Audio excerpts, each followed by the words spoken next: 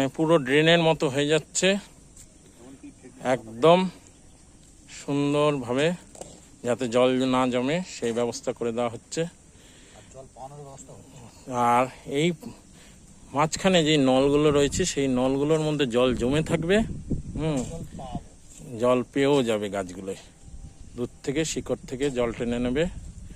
দেখবেন, সাবস্ক্রাইব করবেন চ্যানেলটা, ভালো লাগলে কমেন্টের মাধ্যমে জানাবেন। বেগুন গাছগুলো সার দেওয়া হয়ে গেছিল, এখন শুধু বর্ষার আগে যাতে জল জমে তার জন্য মাটি টেনে দেওয়া হচ্ছে।